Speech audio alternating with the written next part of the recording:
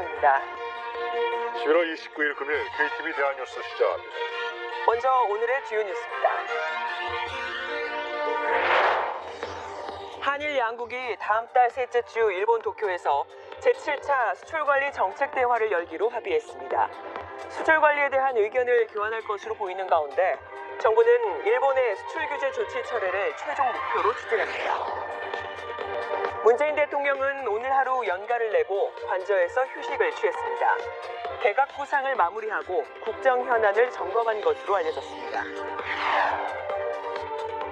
한국은행이 기준금리를 현재 수준인 연 1.25%로 동결했습니다. 기준금리를 낮춘 만큼 금리 인하 효과를 좀 더 지켜보고 경제 성장이 회복 흐름을 보일 때까지 통화정책 완화 기조를 유지한다는 계획입니다. 일본 수출 규제와 관련한 한일 통상당국 간 협의가 다음 달부터 본격적으로 진행됩니다.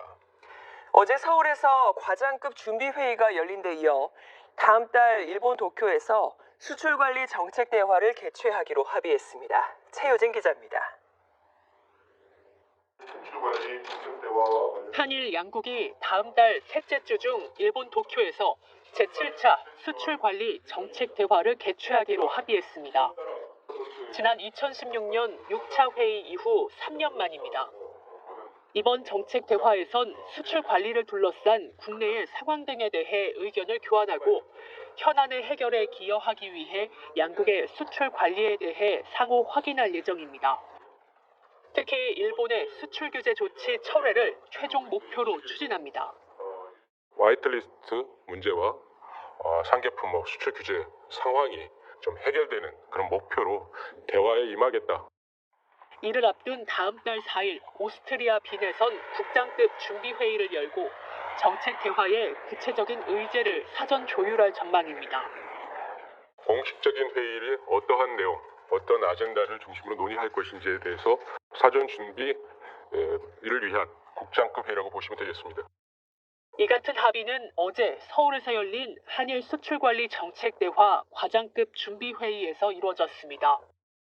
우리 측 송현주 산업통상자원부 무역정책관실 과장, 일본 측 이가리 카츠로 경제산업성 안전보장 무역관리과 과장이 참석했습니다. 한편 성윤모 산업통상자원부 장관은 당정청 협의회에서 일본 수출 규제 해결을 위한 대화를 신속히 추진해 나가겠다며 일본도 진지한 자세로 대화에 임해 현안을 해결할 수 있기를 바란다고 말했습니다. 또 소재, 부품, 장비 경쟁력 강화를 흔들림 없이 추진해 나가면서 일본의 수출 규제가 최종적으로 해결될 때까지 긴장을 늦추지 않겠다고 강조했습니다. KTV 최효진입니다. 한국은행이 기준금리를 연 1.25%로 동결했습니다. 올해 이미 두 차례 기준금리를 낮춘 만큼 향후 인하 효과를 좀 더 지켜봐야 한다고 판단한 건데요. 보도에 박재선 기자입니다. 한국은행이 올해 마지막 금융통화위원회를 열고 기준금리를 연 1.25%로 동결했습니다. 지난 7월과 10월 0.25%포인트씩 기준금리를 낮춘 만큼 인하 효과를 좀 더 지켜봐야 한다고 판단한 겁니다. 앞으로 고시 경제와 금융 안정 상황이 어떻게 전개될지 지켜볼 필요가 있는 점을 고려하여 기준금리를 현 수준에서 유지하기로 결정하였습니다. 현재 국내외 경제 상황에 대해선 보호무역주의 확산으로 전 세계 교역이 위축되는 등 성장세 둔화 흐름을 이어가고 있다고 진단했습니다. 이에 따라 올해 국내 경제 성장률은 2%로 전망했습니다. 취업자 수 증가폭 확대 등 고용 상황이 일부 개선되고 가계대출 증가세도 완화된 모습이지만 수출 설비 투자 부진이 이어진 데다 소비 증가세도 약화했기 때문입니다. 한국은행은 국내 경제 성장이 회복 흐름을 보일 때까지 통화정책 완화 기조를 유지한다는 계획입니다. 통화정책이 완화 기조를 유지함으로써 성장세 회복을 뒷받침하고 이를 통해 물가 둔화 압력을 완화해 나갈 것입니다. 이 과정에서 주요 대외 리스크 요인의 변화와 그것이 국내 금융 및 경제 상황에 미칠 영향을 종합적으로 살펴보도록 하겠습니다. 다만 미중 무역협상 진전 등으로 국제금융시장이 대체로 안정된 모습을 찾아가는 등 대외 요인을 고려할 때 내년 경제 성장률은 2.3%, 소비자 물가 상승률은 1% 수준을 보일 것으로 전망했습니다. KTV 박지선입니다. 한미 방위비 분담 특별협정 체결을 위한 4차 회의가 다음 달 3일부터 이틀간 미국 워싱턴에서 열립니다. 정부는 기존 협정 틀 내에서 합리적 수준의 공평한 방위비 분담이 이루어지도록 미국과 긴밀히 협의할 것이라고 밝혔습니다. 박성욱 기자입니다. 제11차 한미 방위비 분담금 특별협정 4차 회의가 다음 달 3일부터 이틀간 미국 워싱턴에서 열립니다. 우리 측은 정은보 한미 방위비 분담 협상 대사가, 미국 측은 제임스 드하트 미 국무부 방위비 분담 협상 대표가 수석 대표로 나섭니다. 앞서 지난 19일 열린 3차 회의에서 한미 양측은 방위비 분담금 증액에 대한 큰 폭의 입장차를 재확인하며 회의를 조기 종료했습니다. 미국 측의 전체적인 제안과 또 저희가 임하고자 하는 원칙적 측면에서 상당한 차이가 있는 것은 사실입니다. 미국은 내년 분담금으로 올해 5배가 넘는 50억 달러를 요구한 것으로 알려졌습니다. 주한미군의 인건비와 군무원 가족 지원 비용, 미군 한반도 순환 배치 비용 등을 요구한 것으로 전해졌습니다. 미국 내에서도 지나친 증액 요구라는 여론이 나오면서 이번 회의에서 미 측이 조정안을 내놓을지 관심이 모이고 있습니다. 정부는 기존의 협정 틀 내에서 합리적 수준의 공평한 방위비 분담이 이루어지도록 미국과 긴밀히 협의할 것이라고 밝혔습니다. 또 한미 동맹과 연합 방위 태세를 강화하는 방향으로 협의가 진행될 것으로 기대한다고 덧붙였습니다. 현행 10차 협정의 유효기간이 올해 말까지인 만큼 연내 타결이 되지 못하면 협정 공백 사태를 맞게 됩니다. 한미가 협정 공백을 막기 위해 이번 회의에서 합의를 보지 못해도 연내 다음 회의 일정을 조율할 것이라는 관측도 나옵니다. KTV 박성욱입니다. 문재인 대통령은 오늘 하루 연차 휴가를 내고 휴식을 취했습니다. 한 아세안 특별 정상회의 일정으로 지친 몸을 추스리며 개각을 포함한 국정 현안을 점검한 것으로 알려졌습니다. 유진양 기자입니다. 지난 주말 싱가포르 총리와의 정상회담으로 시작된 한 아세안 특별 정상회의 관련 일정이 어제를 끝으로 모두 마무리됐습니다. 문재인 대통령은 한 아세안 특별 정상회의와 한 메콩 정상회의, 9개국 정상과의 양자회담까지 숨가쁜 일정을 소화했습니다. 문 대통령은 오늘 하루 연가를 내고 관저에서 휴식을 취했습니다. 개각 구상을 마무리하고 국정 현안을 점검한 것으로 알려졌습니다. 개각의 경우 이르면 다음 주 초에 차기 총리와 법무부 장관을 발표할 것으로 보입니다. 총리 후보로는 더불어민주당 김진표 의원이, 법무부 장관 후보로는 같은 당 추미애 의원이 유력한 것으로 전해졌습니다. 발표폭은 총리와 법무장관을 동시에 발표할 가능성과 법무장관을 먼저 발표하고 곧이어 총리를 발표할 가능성이 고려되고 있는 것으로 알려졌습니다. 여기에 일부 장관들이 내년 총선에 차출될 가능성이 있어 다음 달 중순까지 중폭의 개각이 이어질 것으로 관측됩니다. 개각과 함께 청와대 참모진도 일부 개편될 움직임을 보이고 있습니다. 윤건영 국정기획상황실장의 총선 출마설이 나오고 있는 만큼 이를 계기로 한 개편 작업이 추진되고 있는 분위기입니다. 문 대통령은 오늘 휴가 사용으로 올해 닷새의 연차 휴가를 소진했습니다. 문 대통령이 쓸 수 있는 연가는 21일로 16일의 연가가 남았습니다. KTV 유진양입니다. 김상조 청와대 정책실장이 오늘 국회에 출석했습니다. 김 실장은 서울 지역 아파트값에 대해 필요하면 언제든 조치를 취하겠다고 밝혔습니다. 정유림 기자가 보도합니다. 국회 운영위원회 전체 회의에 참석한 김상조 청와대 정책실장은 부동산 정책에 대한 입장을 밝혔습니다. 김 실장은 서울 아파트값 상승 추세와 관련해 필요하면 시장 안정을 위해 조치를 시행할 계획이라고 밝혔습니다. 김 실장은 분양가 상한제로 신규 아파트 공급이 줄 거라는 우려가 있다는 지적에 시장 상황은 면밀히 모니터링하고 있고 필요하면 언제든 조치를 할 것이라고 말했습니다. 수요 관련 부분과 중장기적 공급 대책을 포함해 모든 정책 매뉴얼을 올려놓고 필요한 상황이 되면 전격적인 조치를 할 준비를 하고 있다고 덧붙였습니다.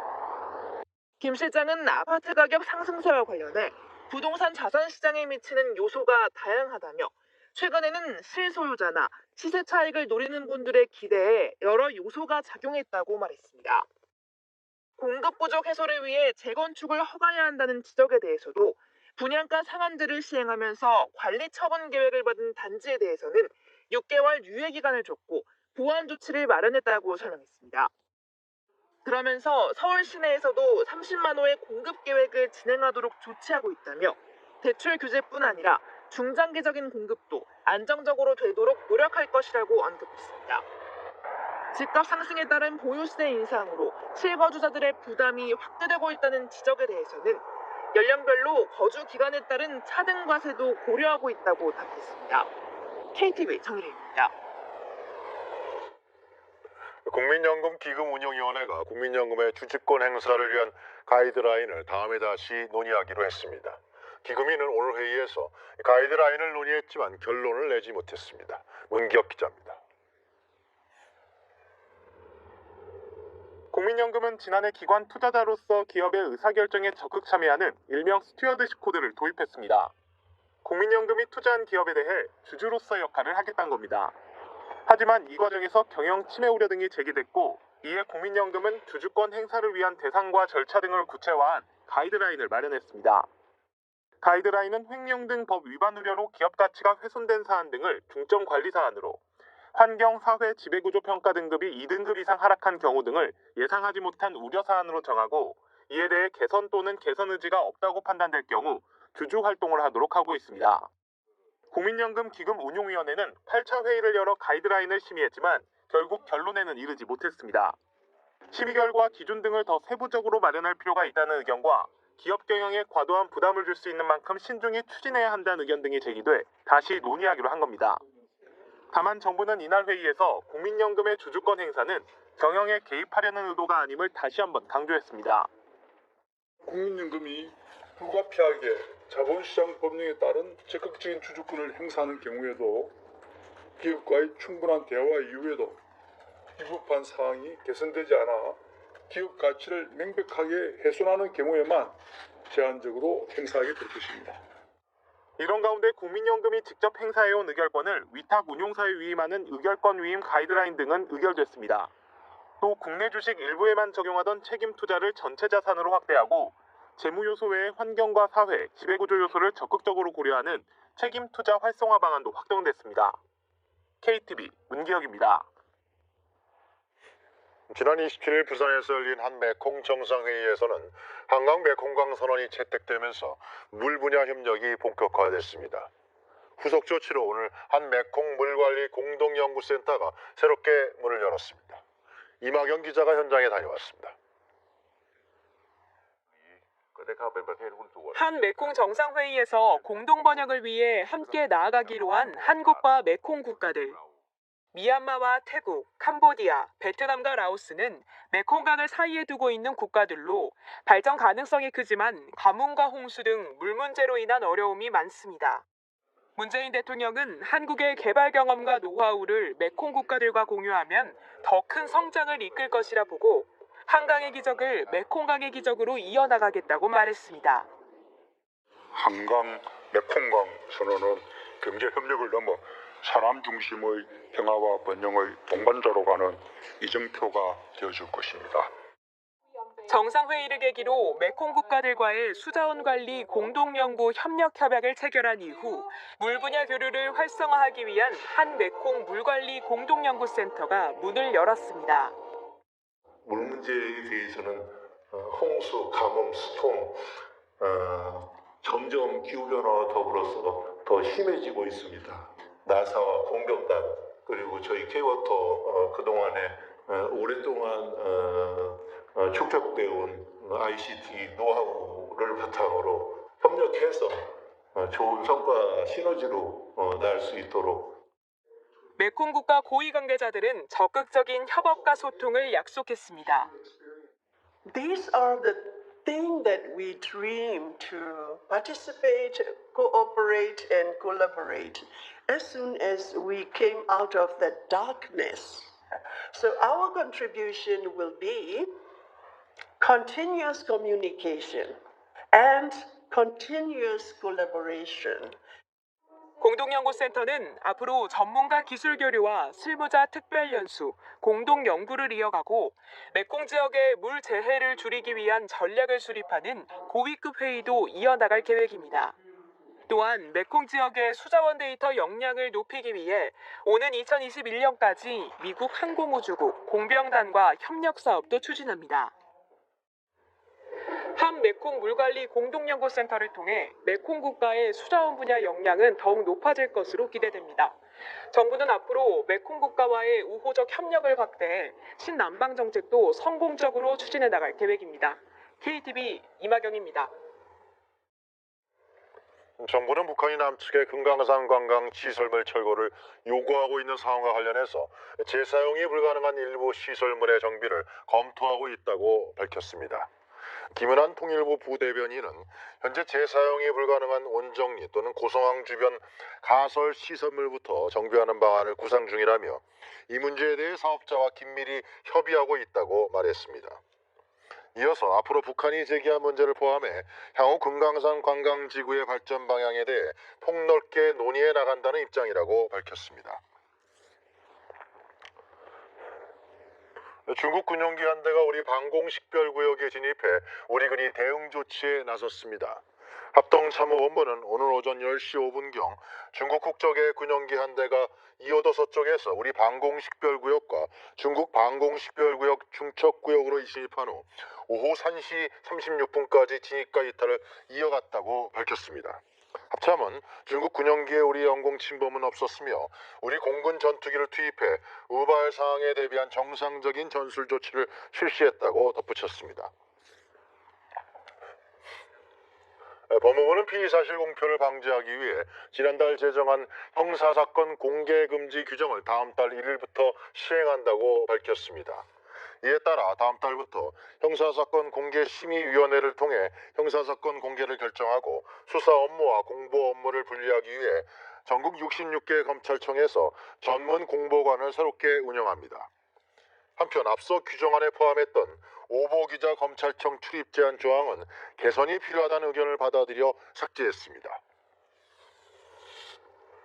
날씨가 추워지는 이맘때부터 다음 해 봄까지는 고농도 미세먼지 발생 빈도가 높아지는 시기죠.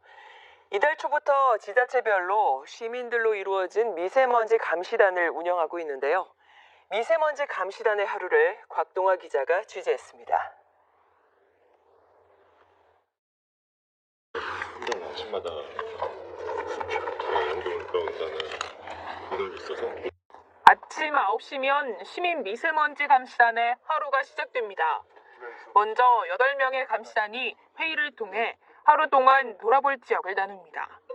농지와 주택지가 뒤섞여 있는 한적한 마을로 들어서자 쓰레기를 소각한 흔적이 남아 있습니다.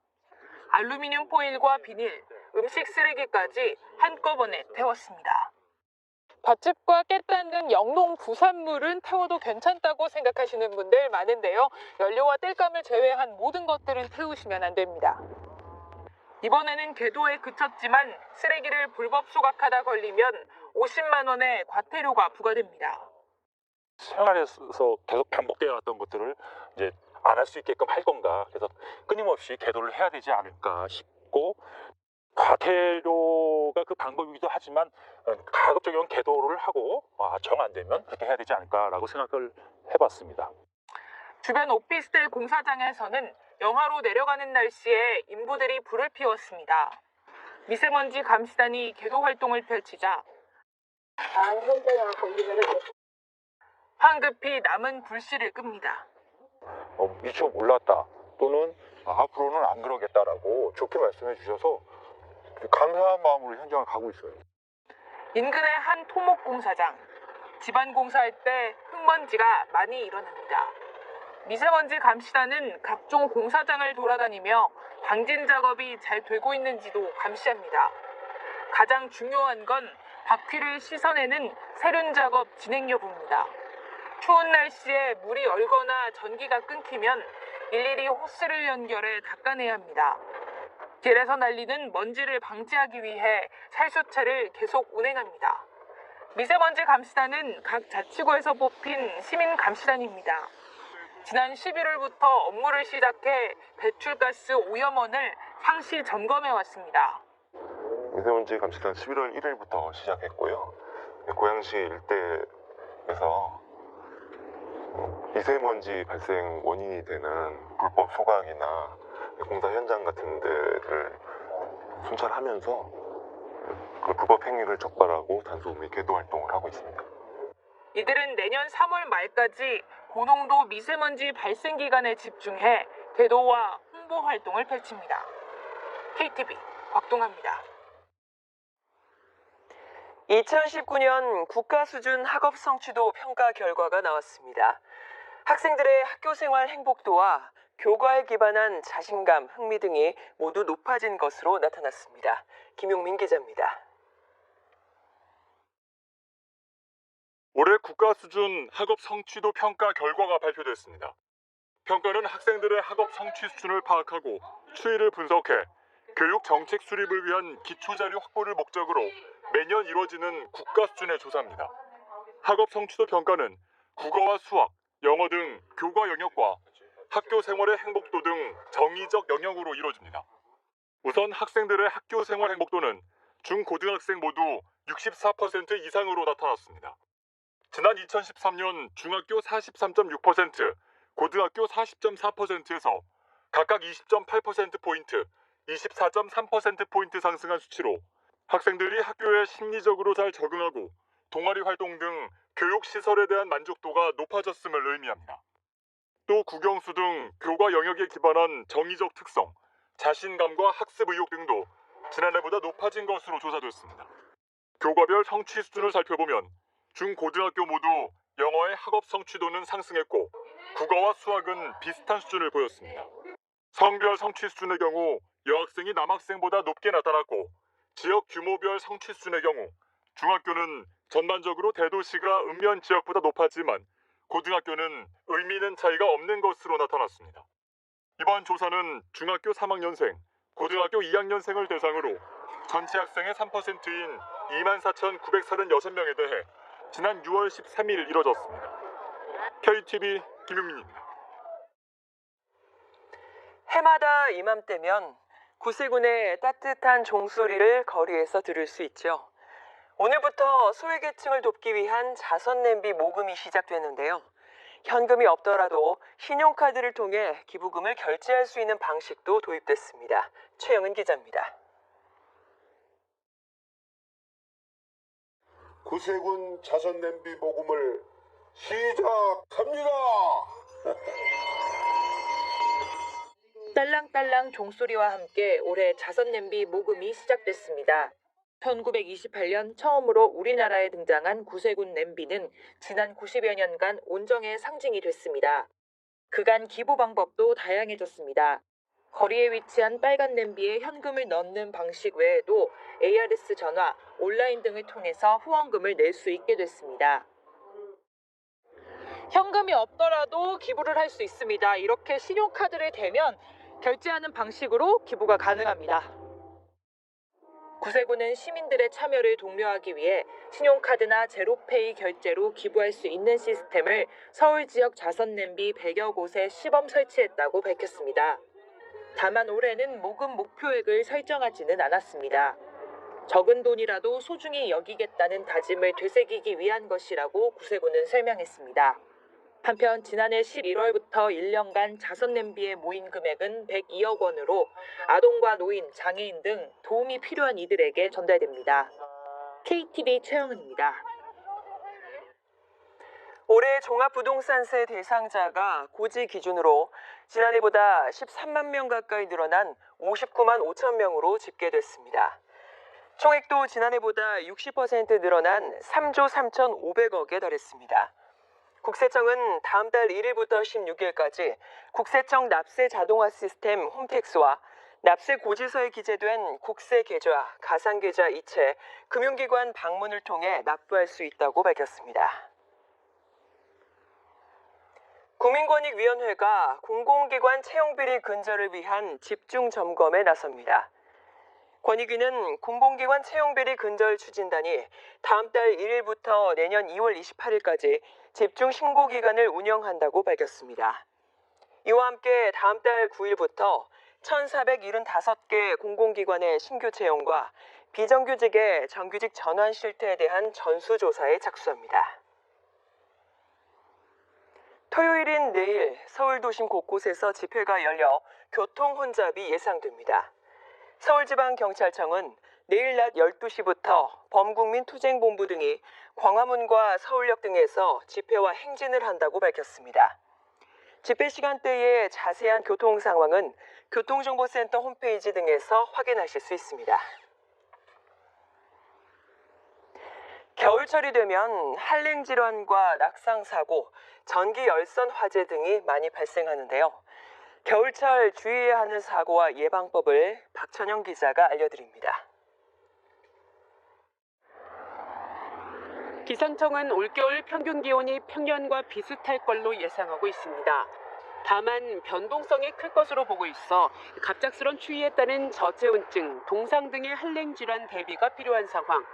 특히 초겨울엔 우리 몸이 추위에 덜 적응해 있는 만큼 약한 추위에도 한랭질환 발생 가능성이 높습니다. 지난 겨울 질병관리본부에 접수된 한랭질환자 수는 404명. 이 가운데 65세 이상 노년층이 전체 환자의 44%를 차지하고 있습니다. 장소는 길가나 집 주변 같은 실외에서 77%의 환자가 발생했고, 특히 한랭질환자의 34%가 음주 상태였던 걸로 나타났습니다. 심각한 인명피해로 이어질 수 있는 만큼 어르신들과 어린이들은 한파엔 바깥 활동을 자제하고 평상시에도 보온에 각별히 신경 써야 합니다. 심뇌혈관 질환자나 고혈압 등 만성 질환이 있다면 무리한 신체 활동을 피하고, 술을 마시면 추위를 인지하지 못해 위험한 만큼 과음은 자제해야 합니다. 어르신들의 안전사고 절반 이상은 낙상사고로 집 안에서 63% 이상이 발생합니다. 사고를 많이 일으키는 품목은 바닥재가 가장 많았고, 이어 침대와 같은 침실 가구, 계단 순으로 나타났습니다. 겨울철 특히 많이 발생하는 낙상사고, 특히 어르신들은 사고가 발생하면 중상해로 이어지는 경우가 많고, 회복기간도 긴 만큼 예방이 무엇보다 중요합니다. 따라서 침실이나 욕실에 미끄럼 방지 매트를 깔고 양말을 신는 것도 한 가지 방법입니다. 화장실과 계단, 침실 주변에는 안전 손잡이를 설치하는 것도 도움이 되고요.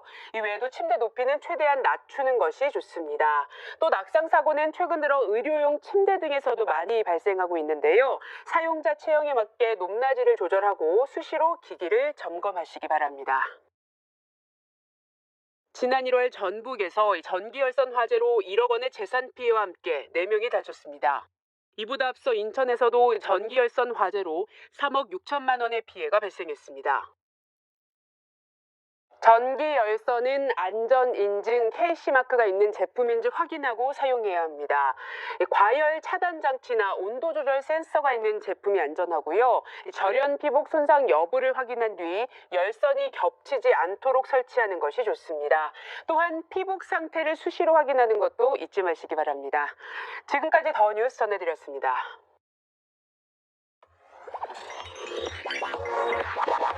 퇴근하고 집에 가면 한마디도 하기 싫어, 이런 분들 있으시죠? 사람과의 관계에서 오는 스트레스가 그만큼 크다는 얘기인데요. 그런데 디지털 기술이 발달하면서 우리 생활 속에서 다른 사람과 얼굴을 맞대거나 직접 대화하지 않고도 이용할 수 있는 비대면, 이른바 언택트 서비스가 늘고 있습니다. 그렇다면 언택트 서비스엔 어떤 것들이 있을까요? 스마트폰 앱으로 택시를 호출해 출근길에 나섰는데요. 택시 안에선 앱으로 음료를 주문한 후 결제합니다. 점심시간엔 패스트푸드점이나 식당에서 키오스크를 통해 원하는 메뉴를 주문합니다. 퇴근 후엔 내일 아침에 먹을 식재료를 주문하면 새벽에 문 앞에서 받아볼 수 있죠. 이미 익숙한 모습이죠. 실제로 국내 한 카드사가 발표한 자료를 보면 언택트 주요 가맹점 15곳의 매출이 2017년 1월 67억 원에서 올해 5월엔 359억 원으로 5배 이상 증가한 것으로 확인됩니다. 언택트 서비스는 최근 분야가 더 확대되고 있는데요. 방문기사 없이 스스로 설치할 수 있는 침대 매트리스, 마음에 안 들면 무료로 가져가는 홈피팅 서비스도 인기라고요.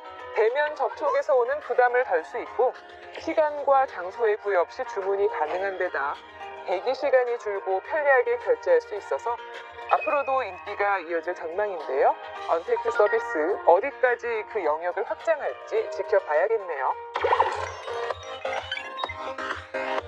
갓 담근 김장김치에 잘 익은 돼지고기 수육 한점. 돼지고기를 두껍게 툭툭 썰어 넣은 얼큰한 돼지고기 김치찌개. 생각만으로도 입안에 침이 고이는데요. 그런데 돼지 흑사병으로도 불리는 아프리카 돼지 열병이 국내에서도 발병하면서 돼지고기 소비가 줄고 값도 떨어져 축산농가의 시름이 깊다고 합니다. 불안하고 꺼림칙한 마음에 돼지고기 먹기 망설이는 분들 혹시 있으신가요? 하지만 아프리카 돼지열병 바이러스는 인체에 해가 없는 것으로 확인됐습니다. 또 바이러스에 감염된 돼지는 시중에 유통되지 않기 때문에 안심하고 드셔도 되는데요. 여기서 잠깐 좋은 돼지고기 제대로 고르는 꿀팁 알려드립니다. 고기 색깔은 엷은 선홍색을 띠는 것을 찾으시고요. 탄력이 있고 윤기가 나면서 지방의 색깔이 희고 단단한 것이 좋습니다. 여기에 더해 변색 부위가 없고 지방이 근육 사이에 적당히 분포되어 있다면 합격입니다. 이번에는 돼지고기 부위별 특징도 살펴볼까요? 먼저 우리 국민이 가장 좋아하는 삼겹살입니다. 지방 함유량이 많고 단백질은 적지만 비타민과 미네랄이 적당량 포함돼 질기지 않고 감칠맛을 내는데요. 구이나 베이컨, 수육이나 찜에 적당합니다. 다음은 근육막 사이에 지방이 적당히 박혀있는 목심입니다. 비계가 적고 살코기가 많아서 삼겹살과 더불어 가장 맛있는 부위로 꼽히죠. 갈비는 육즙이 풍부하고 지방이 많아서 감칠맛이 도는 부위입니다. 등심은 연하고 지방이 적은 저지방 고단백 부위고요. 안심은 지방이 적어 담백한 저칼로리 부위입니다. 성인병이 있거나 비만 또 치아가 약한 분이라면 안심하고 먹을 수 있습니다. 부위별로 다 맛있는 국산 돼지고기. 맛있게 드실 준비 되셨나요? 워라벨, 다들 들어보셨죠? 일과 삶의 균형을 뜻하는 말인데요. 우리나라에서는 지난해 7월 근로자 300인 이상 기업과 공공기관에서 주 52시간제가 시행되면서 워라밸 분조가 자리 잡고 있습니다. 주 52시간제 시행 이후 노동시간이 하루 평균 13.5분 줄어들었는데요. 주 5일 근무로 환산해 보니까요. 한 달에 4시간 정도 노동시간이 줄어든 셈입니다. 그렇다면 늘어난 개인 시간은 어떻게 사용하고 있을까요? 여가나 문화 또 자기개발을 위해서 투자하는 것으로 나타났습니다. 금요일에 여행 떠나는 분들이 늘면서 여행업종의 카드 결제액 증가가 눈에 띕니다. 헬스장이나 수영장 등 스포츠 레저 업종 신용카드 사용액이 늘었고요. 학원에서 쓴 카드 결제액도 증가했네요. 이에 비해서 술자리 회식이 줄면서 유흥업소에서 쓴 카드 사용액은 전반적으로 줄어든 것으로 나타났습니다. 또 최근 통계청이 발표한 올해 사회조사 결과를 보니까요.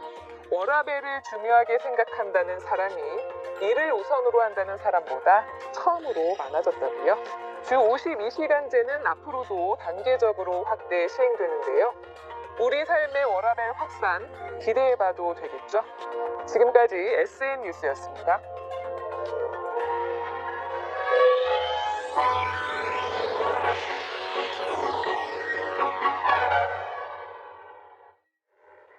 왕이 외교부장이 12월 4일부터 이틀 동안 한국을 공식 방문합니다. 강경화 외교부 장관의 공식 초청입니다. 한반도가 매우 예민한 시기에 중국의 실력자가 방한하는 것으로 보이는데요.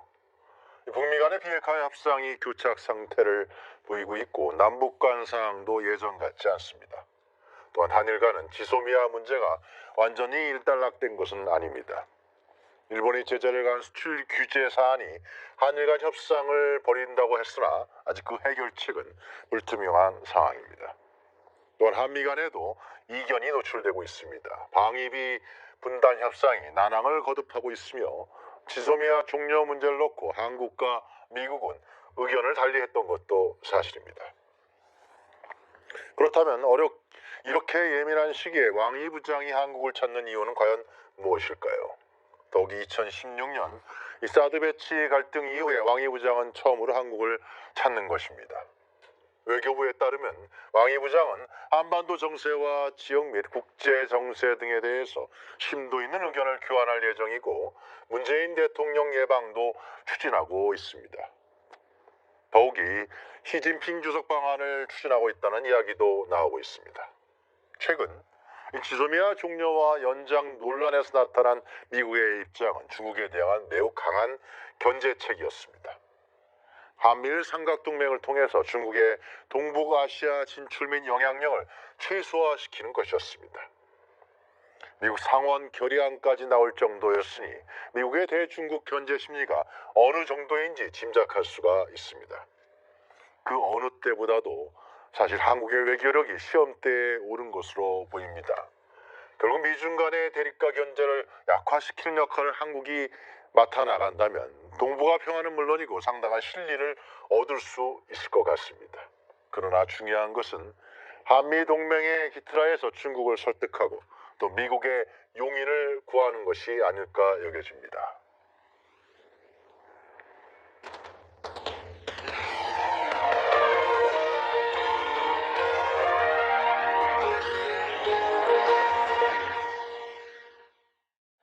많이 또 주는 농업. 그림으로 그리면 어떤 모습일까요? 지난 27일 농식품부와 농정원은 농업과 농촌의 사회적 가치에 대한 국민들의 이해를 높이고 중요성에 대한 공감대를 나누기 위해 제1회 농업농촌 사회적 가치 사생대회를 열었습니다. 여기에서 사회적 가치란 농업과 농촌 자원을 매개로 지역 사회와 연대하고 사회적 약자를 지원하는 활동을 말하는데요. 농협 안성 팜랜드에서 열린 이번 사생대회는 이웃을 돕는 우리 농부 모습 그리기란 주제로 초등학생 저학년과 고학년 부문으로 나뉘어 진행됐습니다. 사전 접수를 통해 신청받은 초등학생 400여 명을 비롯해 배려와 상생의 취지에 부합하도록 다문화 과정과 농어촌 학생들의 참여도 눈에 띄었는데요. 농업의 정형화된 이미지에서 벗어나 어린이의 순수하고 창의적인 시각이 담긴 작품들을 확인할 수 있었습니다. 심사는 미술학적 관점보다 농업과 농촌에 대한 관심과 참신한 표현 등을 종합적으로 평가할 예정인데요. 총 상금은 680만 원으로 농식품부 장관상과 농정원장상, 각 부문별 대상 등 총 20개 작품을 선정, 수상작은 향후 별도의 전시 기획전을 마련할 계획입니다. 한편 현장에선 그림 그리기 외에도 팜랜드를 둘러보고 체험 프로그램을 함께 진행해 아이들이 농업농촌의 소중함을 직접 경험할 수 있도록 구성해 호응을 끌었는데요. 농정원에서는 대회를 통해 학생들이 함께하는 농업과 상생하는 농업을 쉽고 재미있게 이해해주길 바란다고 밝혔습니다. 미래 세대가 생각하는 농업과 농촌의 소중한 가치, 참신한 시선이 함께합니다. 지금까지 뉴스팜이었습니다.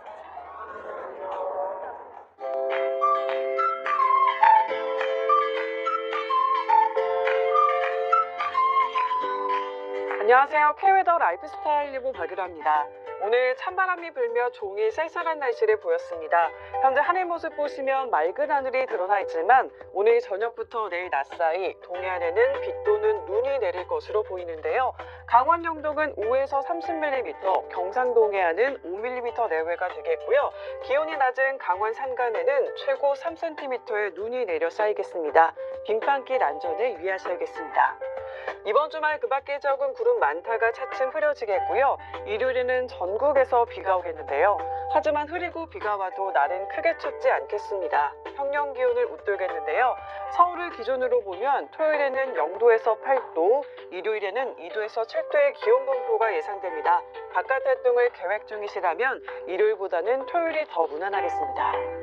한편 곳곳으로 공기질이 좋지 못하겠습니다. 토요일 충청도는 오후부터 먼지 농도가 높아지겠고요. 일요일 오전에는 강원 영동을 제외한 중부지방으로 미세먼지 농도가 한때 나쁜 단계를 보이겠습니다. 이 지역은 호흡기 건강에 유의하셔야겠습니다. 내일은 동해상에 위치한 고기압의 가장자리에 들겠습니다. 다음은 자세한 지역별 날씨입니다. 중부지방의 아침 수원 영하 2도, 대전 영하 3도로 춥겠지만 낮에는 10도 선까지 올라 큰 추위는 없겠습니다. 일교차에 유의하셔야겠습니다. 동해안 오늘보다 포근한 날씨가 예상됩니다. 강릉의 아침 기온 4도로 시작해 낮에는 13도까지 오르겠습니다. 남부지방 아침 기온은 다소 춥기 시작하지만 낮에는 15도 안팎까지 올라 온화하겠습니다. 일교차가 큰 만큼 건강에 주의하셔야겠습니다. 바다의 물결은 동해상으로 최고 3m까지 높게 일겠고요. 그 밖의 상도 최고 2.5m까지 약간 높게 일겠습니다. 일요일 전국에 시작된 비는 다음 주 월요일에 대부분 그치겠지만 다음 주 서해안은 주 중반까지 비와 눈이 이어질 것으로 보입니다. 또 월요일 낮부터 다시 찬바람이 불며 추워지겠고요. 화요일에는 서울의 아침 기온이 영하 5도까지 떨어지겠는데요. 이제 본격적인 겨울 추위가 찾아올 것으로 전망됩니다. 기상정보였습니다. 오늘 저희가 준비한 소식은 여기까지입니다. KTV 대한뉴스 마치겠습니다. 시청해주신 여러분 고맙습니다.